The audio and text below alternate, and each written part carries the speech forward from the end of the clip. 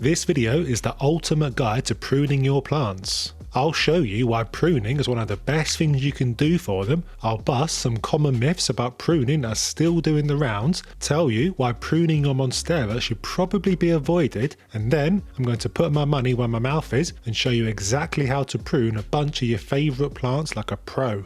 And I've got everything timestamped so you can easily go to your favourite bit.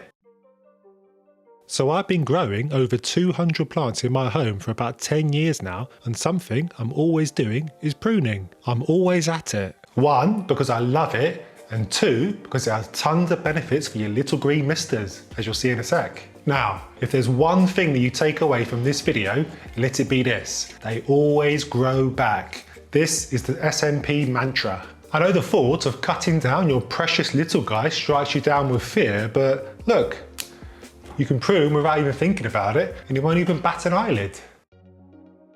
I was in exactly the same boat as you many moons ago, believe me. I nearly cried when Princess Sheffield accidentally lobbed off half my rubber plant whilst doing a twirl because I thought she'd killed him. I was just about to take him to the tip, but life got in the way and I left him be. Well, fast forward 3 weeks, and while I was combing my hair, I noticed the beginnings of 2 new branches where the cut had been made. I was well happy. Maybe plants aren't as precious as I thought they were. Turns out they're really not. But there are a couple of things to look out for to get maximum success, as I'll show you when I prune a bunch of my plants.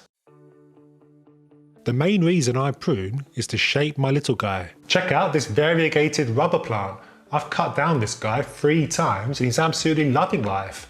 The first cut was here to turn 1 stem into 2, and then a year later I cut these 2 stems to turn into 5. Give him a year or so, he's going to look like a right bushy specimen, and that's exactly what I want from my rubber plants. You see, a plant like this won't magically grow stems by himself. He needs your intervention, and it's best to do this nice and early like I did. Cut too high and things start to look a bit lanky. Now I will say that the number of stems you get after the cut is a bit of a lottery, and in some cases he might only replace like with like. You can see that here. This stem grew 3 new branches, whereas this one only grew 2. But that's life. No need to cry about it, I guess. Another example is my peperomia raindrop. I mean, just look how lanky he was looking. He was getting laughed at by all his mates in the schoolyard. That was until I intervened and gave him a serious haircut, and now look at him. He's a rather handsome fellow with bushy flowing locks, and he's the talk of the town now. You can see where I made the cut here, and 2 new branches have grown. It's like magic. Although it's really not, it's just nature. I often find that whenever I cut a stem, it often puts a fire under the plant's bum to start sending out lots of new growth. This is definitely the case with the peperomia raindrop, who was just kind of limbering along before the chop, but is now growing like there's no tomorrow. It's like it serves as a warning and the little guy wakes up finally. I pruned back this Calathea macchiana for a video I made for the Sheffies over on Patreon a few months back because it was looking tired with brown leaves and whatnot, and she seemed to be stuck in stasis. But after cutting her right back, she's sending out new leaves left, right and centre, and she's glowing now. Even this Tradescantia purple pallida had a serious haircut not too long ago, and now look at him. He's about to consume the desk Mrs. Sheffield sits at. The sign says that when you prune, you're removing dead, damaged or overgrown parts, which allows the plant to redirect its energy towards producing new growth. Which brings me neatly to the 3rd reason we prune, getting rid of diseased or pest-ridden stems and leaves. If you're a subscriber to the channel, then you'll know all about my love-hate relationship with the Philodendron melanocrisis. If you're new here, then it's a plant that causes me a great deal of suffering because of, well, this. New leaves not wanting to come out and say hello and ripping apart in the process. Anyway, it gets to the point where I'm constantly pruning this guy to hide the sins of me not knowing what I'm doing. I've cut this little guy back probably 4 times now. It looks like maybe I'm in a better shape now though. Maybe. This Philodendron verrucosum was developing brown leaves at an alarming rate. Rather than wasting time trying to figure out why, I just cut him down to Chinatown. And then Tradescantias always end up looking like a leggy mess. So every year I cut them right back so they can send out fresh new growth. Look, I'll do it to this guy now. I honestly have no fear about doing this. I know for certain he'll grow back just fine and end up looking even prettier. Right, let's bust some plant pruning myths before I get to pruning a bunch of my guys to show you exactly how I go about it. The main one seems to be that you can only prune in spring and summer. This is because our indoor plants go dormant in winter, stop growing, and won't be able to replace what we cut off. But the truth is, I prune any time of year. Even in the deepest, snowiest depths of winter, I prune my little guys. This is mainly because our plants don't really stop growing at all in winter. As long as the light is decent and you're not living in an igloo, they'll happily continue. But there is an exception to every rule, and in this case, it's the rubber plant. I generally avoid pruning this guy in winter because he is one of the very few plants that does actually stop growing in winter. You won't see him send out even the tiniest hint of a new leaf until the daffs show themselves in the garden. Don't get me wrong, pruning won't kill him, he'll just look a bit awkward with no limbs for months, and I want to be able to show him off at Christmas time is all. So if you see new leaves popping out all year, have no fear about getting the pruners out. Now I guess your number one fear about all of this is cutting off too much and accidentally killing your dear darling. And I completely get it. I mean, nearly cutting the whole thing down like this, leaving him with nothing in the process, will send him to heaven, right? Well, plants are surprisingly resilient, and as long as they can continue to photosynthesize, they'll grow back. They always grow back. Here's a little nugget that only dawned on me fairly recently. Plants don't only photosynthesize through their leaves. Nope, their stems will also do a job for them. So you can cut a plant down to its bare bum and it'll cope with it surprisingly well. This is called hard pruning, and I normally do this when I'm absolutely tired of a little guy's behaviour and want to cut him down to show him who's boss and to start him up again. And it normally works out pretty well.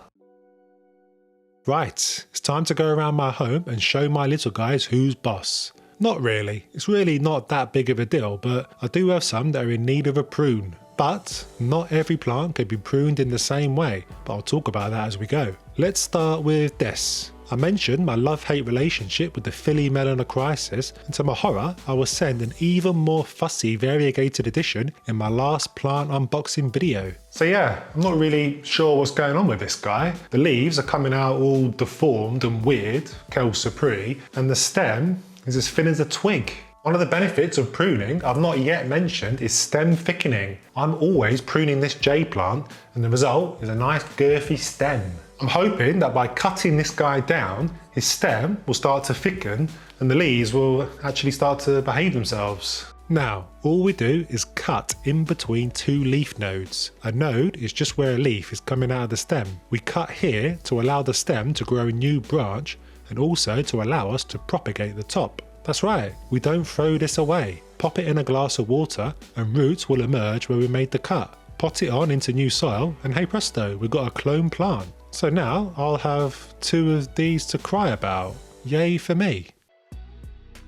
This is my Croton that I've had for a couple of years now, and as you can see I've been neglecting him. He's growing a single stem, and before long he'll end up looking as lanky as yours truly. So I want to branch him out, and the only way to do that is this. You see, I didn't think too long or hard about where to cut, just get it done. And once again, the top can go into that glass of water to grow roots. I'm going to have too many of these by the end of this video, aren't I?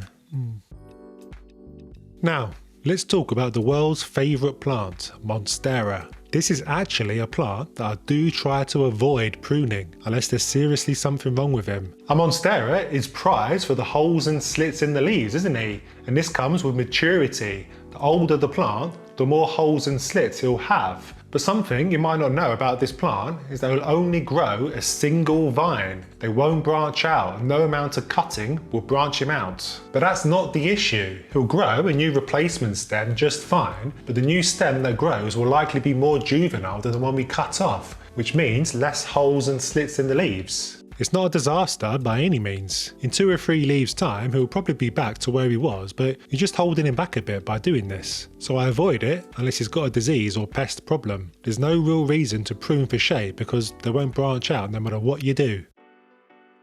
Essentially, any plant that grows a stem can be cut, and at least one new stem will regrow in its place. And sometimes 2 or 3 stems will grow, but to be honest, they can be quite temperamental. One plant that is most certainly not temperamental is the Jade. 95% of the time, this gal will grow 2 new stems. It's why they always look so bushy. All we do is cut above a set of leaves like this, and 2 new stems will grow in the same direction as the leaves below. We can use this to our advantage to shape the jade to our liking. The rubber plant is much more temperamental, but I think this guy is ripe for a trim. I've already done it once here, as you can see, but these 2 stems are getting a bit lanky now, so I'm going to cut here and here. Have some paper towel ready for the copious amounts of sticky sap that will bleed, and wear gloves if your skin irritates easily. If I'm lucky, I'll get 3 new stems on each branch, but I have had only 1 grow back in the past, so it is a bit of a lottery. And I'm doing this at the beginning of winter, so I'm not expecting anything to happen for 4 months.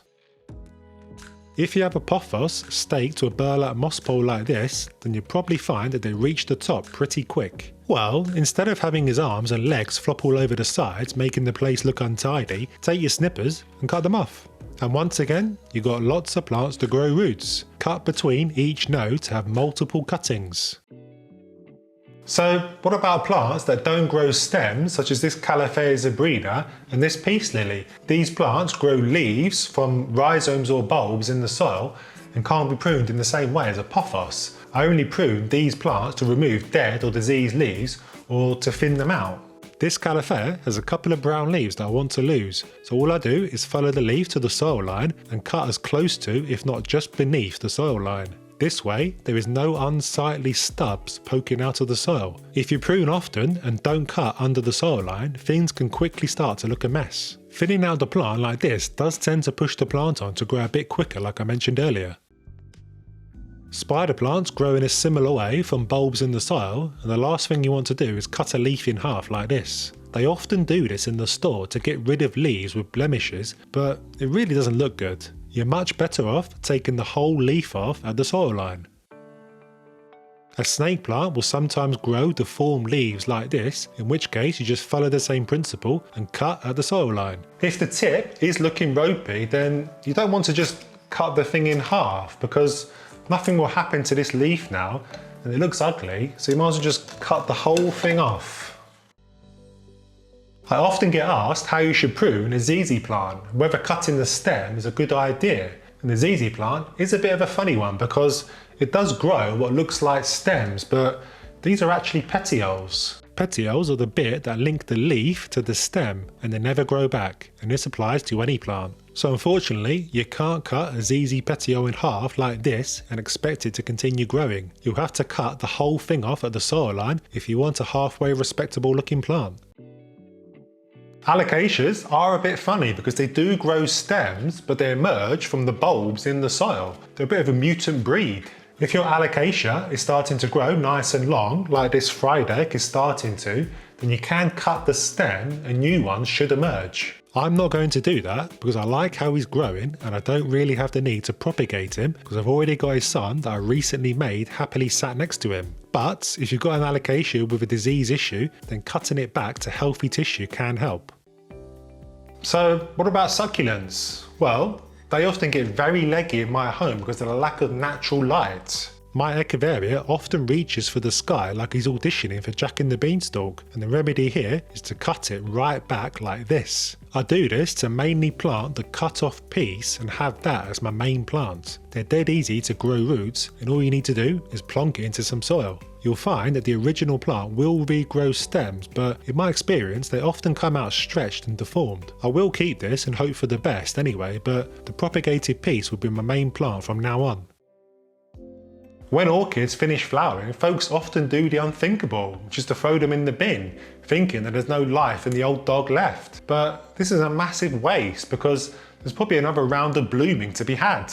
Pruning the flower spike above the next unopened node will trigger another round of flowers for you to enjoy. Now, most orchids are sold with 2 flower spikes, aren't they? And once the flowers are spent, it's actually a mistake to prune both flower spikes at the same level. This video explains why and what you should do instead, so make sure you watch it to get amazing secondary blooms on your orchid, and I'll see you there.